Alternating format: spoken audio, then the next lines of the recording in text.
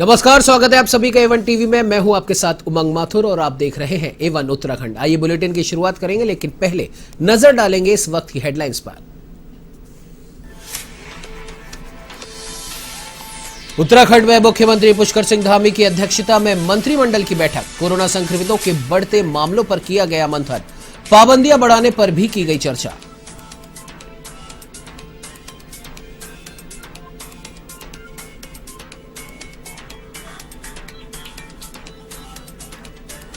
हेमवती नंदन बहुगुणा चिकित्सा शिक्षा विश्वविद्यालय के नवीन परिसर का लोकार्पण। कार्यक्रम में मुख्यमंत्री पुष्कर सिंह धामी रहे मौजूद। कहा, चिकित्सा शिक्षा के क्षेत्र में होगा और विस्तार।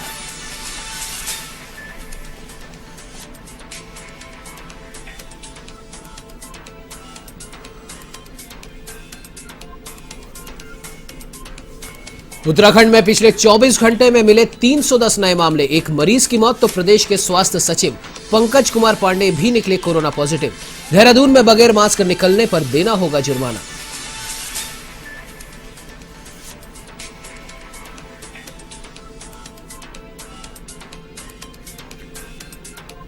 बुल्लीबाई एप्लीकेशन मामले में मुंबई पुलिस की बड़ी कार्रवाई। उत्तराखंड से की गई 2 गिरफ्तारी, एक युवती रुद्रपुर से तो एक युवक को किया गया कोटद्वार से गिरफ्तार।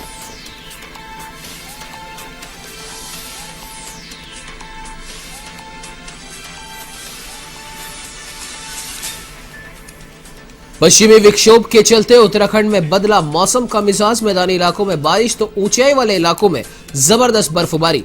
राजधानी दून सहित कई इलाकों में शीतलहर चलने से बढ़ी ठंड।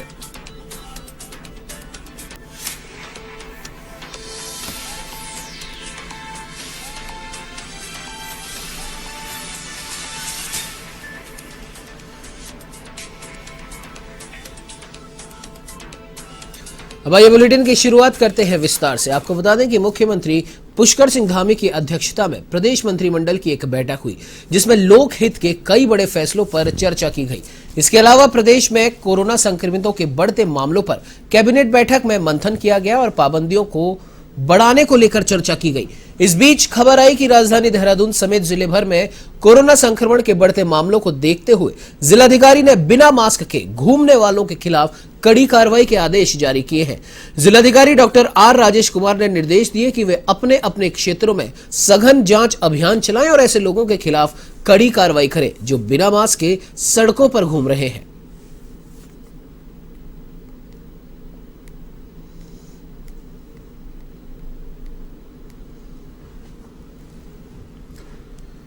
तो वही राजधानी देहरादून के हेमवती नंदन बहुगुणा चिकित्सा शिक्षा विश्वविद्यालय के नवीन परिसर का लोकार्पण समारोह आयोजित किया गया, जिसमें मुख्यमंत्री पुष्कर सिंह धामी मौजूद रहे।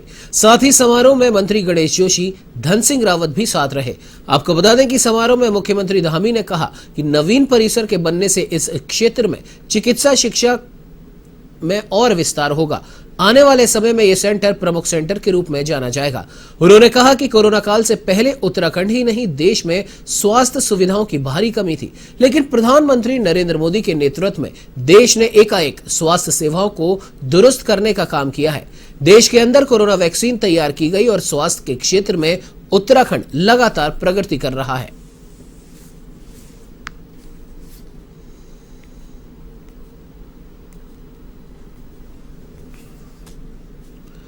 तो वही खटीमा में मुख्यमंत्री पुष्कर सिंह धामी की पत्नी गीता पुष्कर सिंह धामी ने स्वयं सहायता समूह के वाद्य यंत्र के वितरण कार्यक्रम में शिरकत की, जहां उन्होंने कार्यक्रम को संबोधित भी किया। उन्होंने कहा कि केंद्र में मोदी सरकार और राज्य में धामी सरकार महिलाओं को सक्षम बनाने के लिए कई योजनाएं चला रही है, जिससे महिलाएं आत्मनिर्भर बन सके। और साथ ही उन्होंने कहा कि खटीमा को भारतमाला प्रोजेक्ट में शामिल करने की घोषणा हो चुकी है, जिससे अब पर्यटन को बढ़ावा मिलेगा और मानसरोवर की यात्रा के लिए दूसरे देशों के भरोसे नहीं रहना पड़ेगा, क्योंकि मानसरोवर यात्रा को सुगम और सुरक्षित बनाने के लिए खटीमा के चारों ओर रिंग रोड की भी घोषणा की गई है।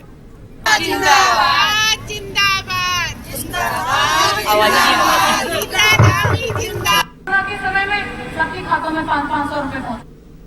आज हमारे विधानसभा क्षेत्र खटीमा में माननीय मुख्यमंत्री जी के प्रयासों से और ONGC के सहयोग से हमारे स्वयं सहायता समूह की बहनों को, महिलाओं को वाद्य यंत्र जो है दिए गए हैं, जिससे कि आज हमारे देश के प्रधानमंत्री जी का लक्ष्य है कि हमारी महिलाएं, हमारी बहनें आत्मनिर्भर बने और स्वयं सहायता समूह के लिए वो इतनी सारी योजनाओं को लेकर के आए हैं जिससे कि आज महिलाएं अपने पैरों में खड़ी हो रही हैं, आत्मनिर्भर बन रही हैं, सक्षम बन रही हैं। और आज जिस तरह से हमारे प्रदेश के मुख्यमंत्री माननीय श्री धामी जी भी स्वयं सहायता समूह के लिए कार्य कर रहे हैं, महिलाओं को आगे बढ़ाने के लिए कार्य कर रहे हैं।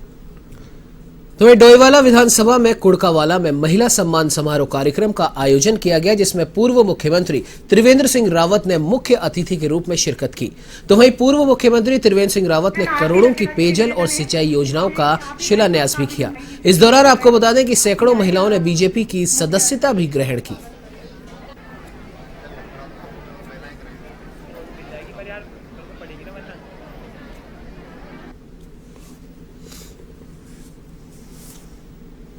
तमाम जो बहनें हैं वो भारतीय जनता पार्टी के साथ साफ साफ दिखाई दे रही हैं और केवल महिलाएं नहीं, पूरा समाज ये भारतीय जनता पार्टी के साथ खड़ा है। भारतीय जनता पार्टी ने जो अपेक्षा जनता से की है, हमेशा जनता ने उसको पूरा किया है। लोकसभा में 300 पार का नारा दिया तो जनता ने 300 से अधिक सीटें भारतीय जनता पार्टी को खाते में दी हैं। तो वहीं गन्ना मंत्री स्वामी यतीश्वरानंद मंगलौर के लिबरहेड़ी गन्ना समिति में पहुंचे, जहां पर उन्होंने गन्ना किसानों के लिए विभिन्न योजनाओं का लोकार्पण किया। गन्ना मंत्री ने हरजोली जट गांव में 100 मीट्रिक टन उर्वरक बिक्री केंद्र सहित गन्ना समिति की वेबसाइट और किसानों का इंक्वायरी कार्ड का भी शुभारंभ किया। इस मौके पर गन्ना मंत्री स्वामी यतीश्वरानंद ने कहा कि ये गन्ना समिति उत्तराखंड की अन्य समितियों के लिए एक मिसाल है। ये समिति गन्ना किसानों के लिए, आपको जानकारी के लिए बता दें कि आदर्श स्थापित होगी।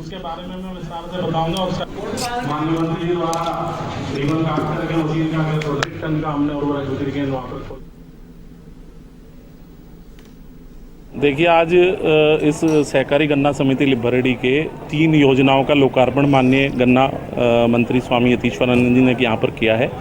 इसमें एक तो हरजोली जट में 100 मीट्रिक टन का हमने गोदाम उर्वरक बिक्री केंद्र खोला है, उसका लोकार्पण यहाँ किया है। और एक समिति की वेबसाइट हमने बनाई है, उसका भी शुभारंभ यहाँ किया गया है। आज लिबरेडी जो हमारी सहकारी गन्ना विकास समिति है, उसमें कृषक इंक्वायरी योजना का शुभारंभ किया गया। अब जो हमारे गन्ना किसान हैं उनको एक कार्ड दिया जाएगा, वो कार्ड अपना मशीन में लगाएंगे, उनको तत्काल उनके पूरी गन्ने की जानकारी, कितना गन्ना उनका अभी बाकी बचा हुआ है, कितना शुगर मिल में चला गया। तो वहीं उत्तराखंड में विधानसभा चुनाव मिशन 2022 को लेकर बुधवार को हल्द्वानी के बीजेपी कुमाऊं संभाग कार्यालय में दर्जनों लोगों ने बीजेपी की सदस्यता ग्रहण करी। भाजपा प्रदेश महामंत्री सुरेश भट्ट और नगर निगम के मेयर जोगेंद्र पाल सिंह रौतेला की मौजूदगी में सभी को सदस्यता दिलाई गई। प्रदेश महामंत्री सुरेश भट्ट ने कहा कि सभी लोग विश्व की सबसे बड़ी पार्टी भाजपा से जुड़ना चाहते हैं। देश के प्रधानमंत्री नरेंद्र मोदी के नेतृत्व में एक के बाद एक विकास कार्यों को अंजाम दिया जा रहा है। आपको बता दें कि प्रदेश में मुख्यमंत्री पुष्कर सिंह धामी के नेतृत्व में विकास कार्यों और लोगों की समस्याओं का लगातार निवारण हो रहा है।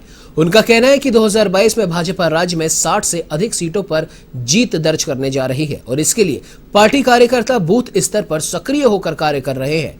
इस दौरान निगम के मेयर जोगेंद्र पाल सिंह रौतेला ने दर्जनों लोगों के भाजपा से जुड़ने पर इसे पार्टी की लोकप्रियता बताया। भाजपा की सदस्यता लेने वाले लोगों ने भी अपनी खुशी जाहिर की।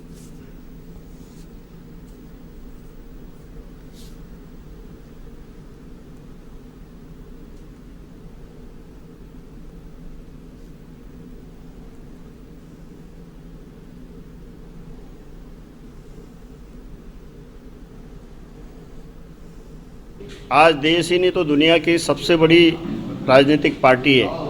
भारतीय जनता पार्टी के विचारों से और भारतीय जनता पार्टी के नेतृत्व के कामों से प्रभावित होकर आज हल्द्वानी में दर्जनों लोगों ने भारतीय जनता पार्टी को ज्वाइन किया है। मैं उन सब का अभिनंदन और स्वागत करता हूँ। इन्हीं के कारण, लगातार लोगों के जुड़ने के कारण, लगातार लोगों की भारतीय जनता के पार्टी के प्रति समर्पण के कारण ही आज भारतीय जनता पार्टी दुनिया की सबसे बड़ी पार्टी बनी है।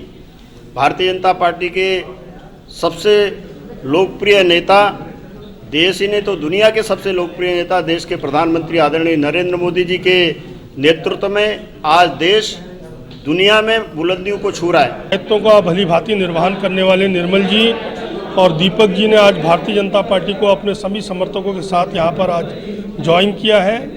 महामंत्री भारतीय जनता पार्टी आदरणीय सुरेश भट्ट जी के और मेरे सम्मुख उन्होंने पार्टी को ज्वाइन किया है और मैं समझता हूँ कि इससे पार्टी बहुत सशक्त होगी, क्योंकि काफ़ी सामाजिक कार्यों में ये और इनके पूरे समर्थक लगे रहते हैं और भारतीय जनता पार्टी के पक्ष में ये लोग काफ़ी समय से।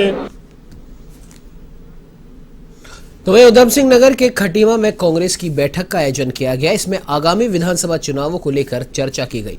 तो वहीं कांग्रेस की ओर से 10 जनवरी को SC/ST सम्मेलन का भी आयोजन किया जाएगा, जिसे लेकर प्रदेश कांग्रेस के कार्यकारी अध्यक्ष भुवन कापड़ी ने कार्यकर्ताओं से सम्मेलन को सफल बनाने की अपील की।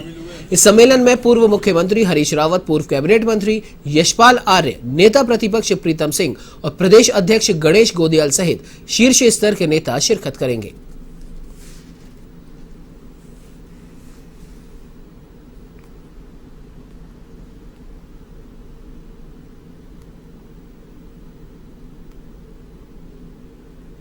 हम आने वाले 10 जनवरी को खटीमा विधानसभा में SC/ST का एक बड़ा सम्मेलन कराने जा रहे हैं, जिसमें हमारे जो है पूर्व मुख्यमंत्री हरीश रावत जी, हमारे पूर्व मंत्री विधानसभा अध्यक्ष प्रदेश अध्यक्ष यशपाल आर्या जी, हमारे नेता प्रतिपक्ष प्रीतम सिंह जी, हमारे प्रभारी आदरणीय देवेंद्र यादव जी, हमारे प्रदेश अध्यक्ष गणेश गोदियाल जी समेत तमाम वरिष्ठ नेता इसमें शिरकत करेंगे। और खटीमा सीमांत क्षेत्र है, अनुसूचित जाति जनजाति बाहुल्य क्षेत्र है। इन 5 वर्षों में जो इस लालकुआ के बेरी पड़ाव में 6 जनवरी को होने वाली जनसभा को लेकर कांग्रेस कार्यकर्ताओं में उत्साह देखने को मिल रहा है। बता दें कि मुख्यमंत्री हरीश रावत और पूर्व विधानसभा अध्यक्ष जनसभा को संबोधित करेंगे। तो वहीं जनसभा को सफल बनाने को लेकर कांग्रेस नेता लगातार बैठक कर रहे हैं। इसी कड़ी में कांग्रेस नेता हरेंद्र बोरा ने हल्दूचौड़ कार्यालय में युवाओं के साथ बैठक की और कार्यकर्ताओं से जनसभा को सफल बनाने को लेकर चर्चा की।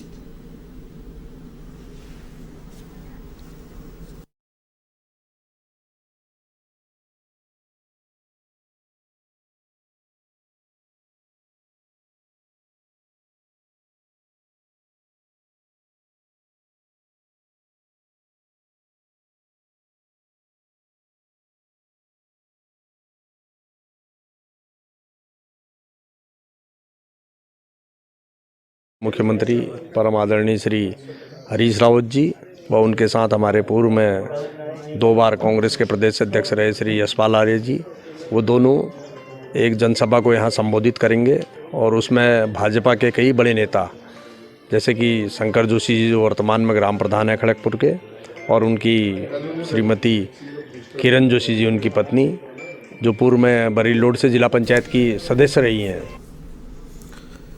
चलिए बढ़ते अगली खबर की ओर। आपको बता दें कि काशीपुर में समाजवादी पार्टी के प्रवक्ता प्रोफेसर भुवन जोशी भास्कर ने एक प्रेस वार्ता की। इसमें उन्होंने बताया कि इस बार उत्तराखंड में समाजवादी पार्टी 70 की 70 सीटों पर चुनाव लड़ने जा रही है। इस बार उत्तर प्रदेश में भी अखिलेश सरकार बनने जा रही है। उन्होंने कहा कि इस बार उत्तराखंड में समाजवादी पार्टी परिवर्तन जरूर लाएगी और उत्तराखंड में कांग्रेस और भाजपा ने जनता को छला है, उसको समाजवादी पार्टी बर्दाश्त नहीं करेगी। समाजवादी पार्टी उत्तराखंड में बेरोजगारों को रोजगार मुहैया कराने का प्रयास करेगी। पहाड़ों से हो रहा पलायन भी एक गंभीर विषय है।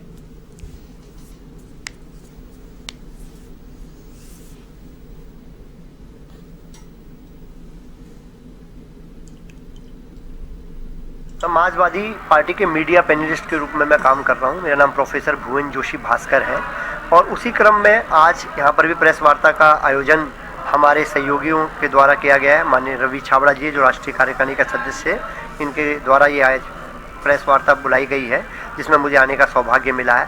और लगातार समाजवादी पार्टी के आंदोलनों को गति देने के लिए हमारा विस्तार का जो कार्यक्रम चल रहा है, उसके तहत आज मैं उत्तराखंड में आया हूँ।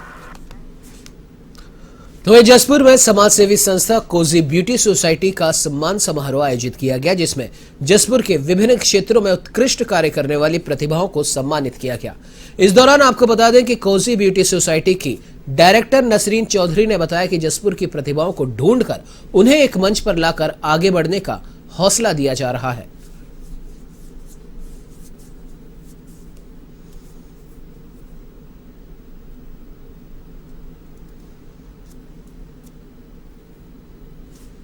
के जसपुर हरिद्वार देहरादून रोड पर है।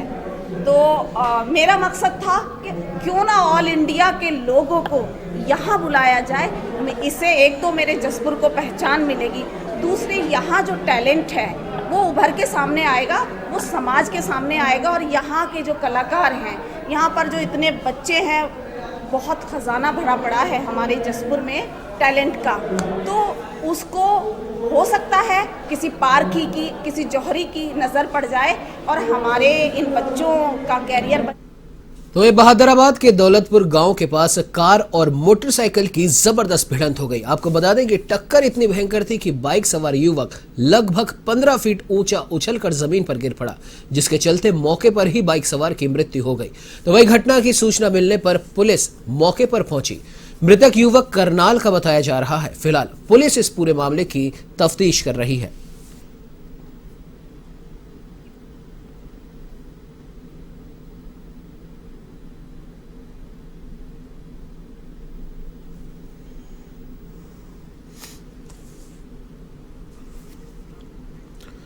तो वहीं कालागढ़ में सर्दी का सितम देखने को मिल रहा है। तो वहीं तापमान में गिरावट के चलते जनजीवन अस्त व्यस्त नजर आ रहा है और घने कोहरे के चलते यातायात पर भी प्रभाव पड़ रहा है। सड़कों पर कोहरे की वजह से वाहनों की लंबी कतारें लगी हुई हैं, जिससे स्कूल जाने वाले बच्चों और ऑफिस जाने वाले कर्मचारियों को परेशानी का सामना करना पड़ रहा है।